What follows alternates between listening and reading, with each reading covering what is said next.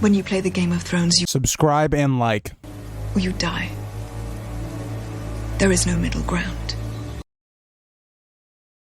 All right, hello YouTube. Welcome back to the Grease Goblin YouTube channel. And today's video, we're going to be doing a video idea from my Instagram. I was sent an idea from Javan or Javan Barrett. Hopefully I said your name correctly. You can tell me how to pronounce your name if I said it wrong in the comments if you would like. But we're going to be doing an idea on if Jon Snow and Sansa will marry in the Winds of Winter or even further in A Dream of Spring. But before we get further into the topic, if you guys are enjoying this type of content and if you'd like to see more A Song of Ice and Fire content from me, consider subscribing and liking.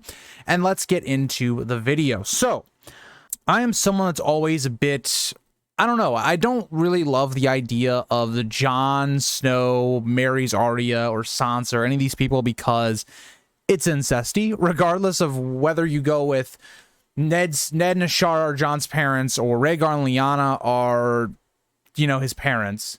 He's still a Stark. So either you're marrying as like a half brother type thing or you're marrying as a cousin type thing.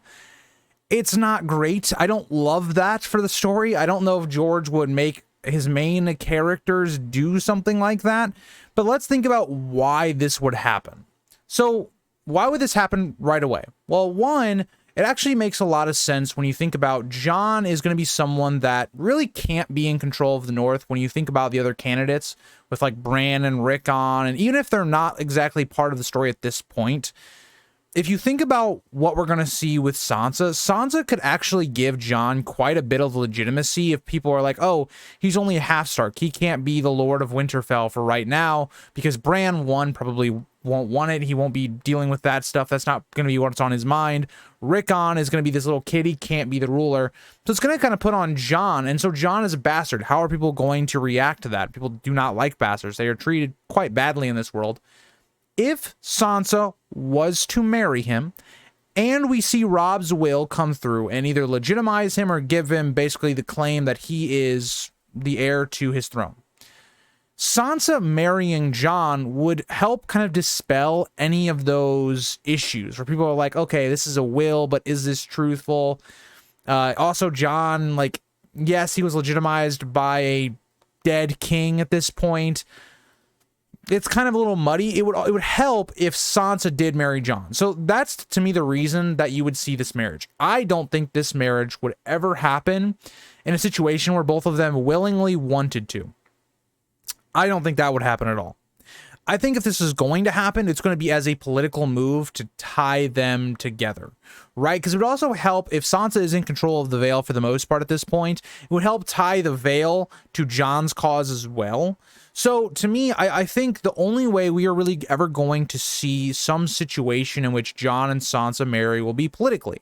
I'd love to hear your guys' thoughts on the idea of Jon and Sansa marrying, because personally, I just don't see it. I think Jon, if he's going to marry anyone for the rest of the story, it's going to be Val. And I'm not even sure. I'm probably like 50-50 on if he actually would marry Val or have some relationship with Val, because Sansa just does not seem like the type of person Jon would actually go for. I think Jon is very much the opposite of that type of person that Sansa is at this time. And also Sansa, even at this point, doesn't really think of Jon like romantically, like ever. And the two have never really had a good relationship either. Now, again, Sansa's grown quite a lot as a character. She's, you know, much different than her book one counterpart, but I don't see that scenario happening. I like it better from a point of view of what does it do politically than some people say Arya and Jon, because Arya and Jon is still weird.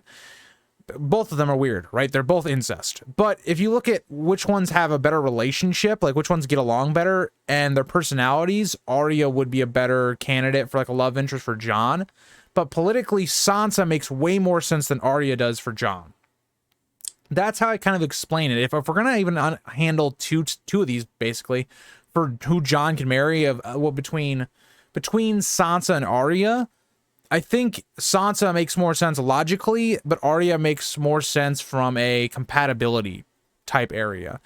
So that is my opinions on Jon marrying one of his half-sisters at this point, or one of his cousins, whatever it ends up being. But thank you guys all for watching, and let me know what you guys think. Should Jon marry Sansa in The Winds of Winter or A Dream of Spring?